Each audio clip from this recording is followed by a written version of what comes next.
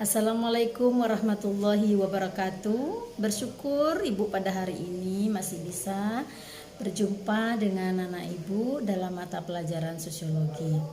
Baik anak-anak Ibu sekalian, sebelum kita masuki materi, Ibu selalu berdoa kita semua dalam keadaan sehat-sehat walafiat. Oleh sebab itu, mari kita awali pembelajaran kita dengan membacakan doa bersama-sama. Bismillahirrahmanirrahim. Rabbis rahli sodri wa yassirli amri wahlul 'uqdatan min lisani yafqahu qawli. Amin amin ya rabbal alamin. Baik anak Ibu, sebelum juga kita masuk materi, ada baiknya Ibu sampaikan pesan ya, bahwa kita selalu menjaga protokol kesehatan, sering cuci tangan, pakai masker, dan jangan berkumpul di tempat keramaian. Baik siswa dan siswi Ibu, kita tetap semangat walaupun kita belajarnya daring ya. Kita tetap semangat, kita harus berpositif thinking agar imun tubuh kita tetap naik. Nah, karena kalau kita turun imunnya, bisa kita terserang penyakit. Sebelum Ibu masuk kepada materi, silakan nanti anak Ibu isi absen dulu ya. Bisa isinya di classroom melalui Google Form, bisa juga melalui absen list di WhatsApp. Nah, baik ya, sebetulnya materinya udah Ibu kirim minggu lalu. Nah, sekarang baru Ibu jelaskan ya tentang ragam gejala sosial. Nah, menurut Emil Durkheim, yaitu salah seorang pakar sosiologi, keseragaman semua anggota masyarakat tentang kesadaran moral ya, tentang kesadaran moral itu tidak dimungkinkan. Tiap individu itu berbeda satu sama lain. Dari segi mana bedanya, Bu? Ya banyak ya. Bisa dari segi fisik, kemudian bisa dari faktor keturunan, kemudian dari lingkungan sosial. Beda lingkungan pasti berbeda sifat perilaku ya. Berbeda teman pasti juga berbeda sifat dan perilaku kita, apalagi keturunan. Nah, yang dipelajari di dalam sosiologi ya adalah pola hubungan dalam masyarakat.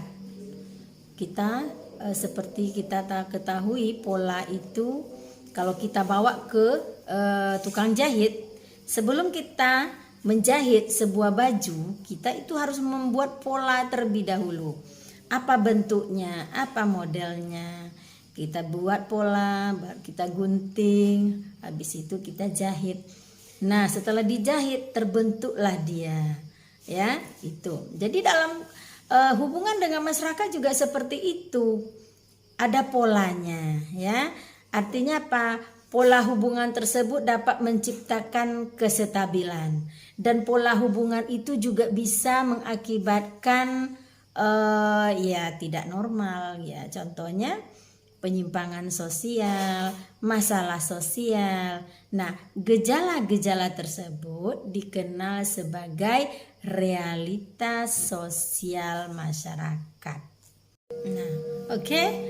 Nah, itu realitas sosial ya. Kemudian manusia itu tidak hanya dibentuk oleh masyarakat, tetapi juga mencoba mengubah masyarakat.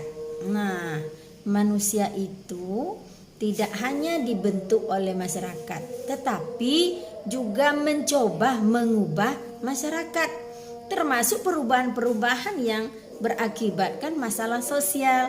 Nah, baru kita masuk ke masalah sosialnya ya. Kita masuk ke masalah sosial ya.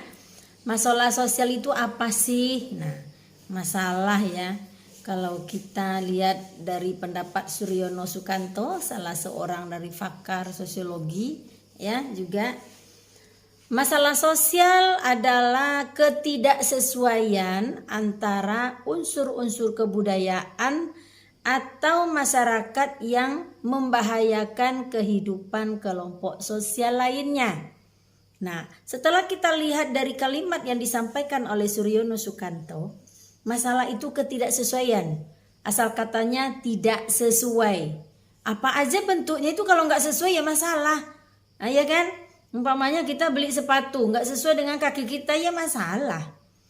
Beli baju nggak sesuai dengan yang kita inginkan ya masalah. Apalagi dalam kehidupan masyarakat. Nah, banyak sekali yang tidak sesuai menurut kita, yaitu masalah. Nah, masalah itu banyak macamnya ya. Dibagi beberapa masalah. Yang pertama, masalah dari faktor ekonomi. Nah, kemudian masalah dari faktor biologis. Kemudian masalah dari faktor psikologis. Kemudian masalah dari faktor kebudayaan. Nah, jadi ada 4 bagiannya ya masalah sosial itu. Oke, kita rincikan satu persatu. Masalah sosial timbul dari kekurangan-kekurangan dalam diri manusia atau kelompok sosial yang bersumber pada yang 4 tadi nih. Yang pertama faktor ekonomi, faktor biologis, faktor psikologis, dan faktor sosial budaya. Faktor ekonomi, permasalahan yang ada di dalam faktor ekonomi adalah kemiskinan. Nah, kemudian faktor biologis yang di dalamnya terdapat permasalahan yang harus dipecahkan oleh kita bersama. Apa itu? Ya, masalah penyakit menular seperti yang kita rasakan sekarang ini. Ya, salah satunya COVID-19. Nah, ini kan penyakit yang membuat sekarang kita resah. Dibilang kita nggak percaya, dia ada. Dibilang dia ada, kayaknya diada-adakan. Nah, kan gitu. Tapi dia nyata adanya. Ya, sebetulnya kita yang lebih tahu itu adalah dokter ya. Yang jelas kita harus mengikuti protokol kesehatan aja. Dibilang kita nggak boleh jaga jarak, ya harus jaga jarak. Kita suruh cuci tangan, ya nggak pun musim COVID kita selalu cuci tangan kok ya, apalagi pakai masker. Oke, baik, kita lanjutkan. Faktor psikologis. Faktor psikologis seperti depresi, stres, gangguan jiwa, tekanan batin, penyakit saraf, bunuh diri, dan sebagainya. Nah, ini psikologis ini banyak masalahnya ya. Apalagi akibat COVID ini banyak yang stres ya. Karena ekonominya terganggu, kemudian ada yang bunuh diri, kehidupan sehari-hari, kebutuhan yang kita butuhkan itu terganggu. Akhirnya stres, bunuh diri, dan lain sebagainya. Itu termasuk faktor psikologis yang menjadi masalah sosial tentunya. Lanjut kita, faktor sosial dan budaya. Seperti apa itu? Perceraian, masalah kriminalitas, pelecehan seksual, kenakalan remaja, konflik rasial, keagamaan, moneter, dan lain sebagainya. Apa yang kita bilang, apa yang ibu bilang ini semua terjadi sekarang nih. Perceraian, banyak orang bercerai gara-gara masalah sosial sekarang ini, ya. Kemudian kriminalitas, pelecehan seksual, kenakalan remaja tentunya. Nah, itulah sosiologi ya. Banyak sekali pelajaran-pelajaran yang harus kita selesaikan. Kenapa kita harus tahu, Bu, masalah sosial? Nah, kita harus tahu nantinya bagaimana solusi menyelesaikan masalah ini. Nah, jadi jangan malu ya kita menjadi belajar tentang IPS atau sosiologi. Siapa yang ingin menjadi pemimpin, dia harus menguasai dulu ilmu sosiologi. Karena dalam ilmu sosiologi itu banyak sekali ilmu tentang masyarakat yang harus kita pelajari. Oke, itu aja dulu ya yang Ibu jelaskan tentang ragam gejala sosial. Jangan lupa tugasnya dikumpulkan ya. Kemarin tugasnya Ibu berikan masing-masing anak Ibu, silakan identifikasi masalah sosial yang terjadi di sekeliling tempat tinggalmu. Gampang kan? Cuma nyari masalah aja, bukan bukan nyari duit.